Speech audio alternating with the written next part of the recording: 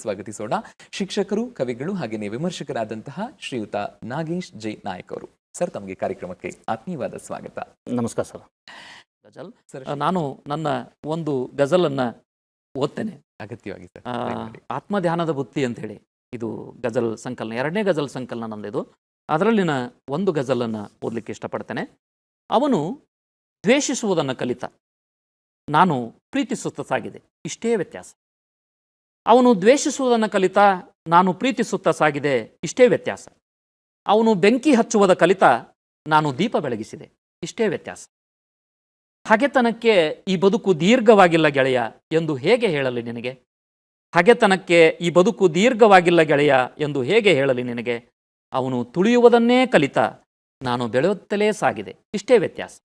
ಅವನು ತುಳಿಯುವುದನ್ನೇ ಕಲಿತ, ನಾನು ಬೆಳೆಯುತ್ತಲೇ ಸಾಗಿದೆ, ಇಷ್ಟೇ ವ್ಯತ್ಯಾಸ. ದೀರ್ಘ ರಾತ್ರಿಗಳೂ ಮುಗಿದು ಒಮ್ಮೆ ಹಗಲುಗಳು ಅರಳಿ ನಿಲ್ಲುತ್ತವೆ, ಗೊತ್ತಿರಲಿ ನಿನಗೆ. ದೀರ್ಘ ರಾತ್ರಿಗಳೂ ಮುಗಿದು ಒಮ್ಮೆ ಹಗಲುಗಳು ಅರಳಿ ನಿಲ್ಲುತ್ತವೆ, ಗೊತ್ತಿರಲಿ ನಿನಗೆ. ಅವನು ಹುಳಿ ಹಿಂಡುವುದನ್ನೇ ಕಲಿತ, ನಾನು ಸಕ್ಕರೆ ಬೆರೆಸಿದೆ, ಇಷ್ಟೇ ವ್ಯತ್ಯಾಸ. ಎಲ್ಲರ ಮನವನ್ನು ಪ್ರೀತಿಯಿಂದಲೇ ಗೆಲ್ಲಬಹುದು, ಭೀತಿಯಿಂದ ಸಾಧ್ಯವಿಲ್ಲ, ನೆನಪಿಡು.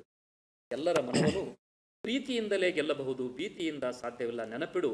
ಅವನು ಜೀವ ನೋಯಿಸುವುದನ್ನು ಕಲಿತ, ನಾನು ನೇವರಿಸಿ ಸಂತೈಸಿದೆ, ಇಷ್ಟೇ ವ್ಯತ್ಯಾಸ.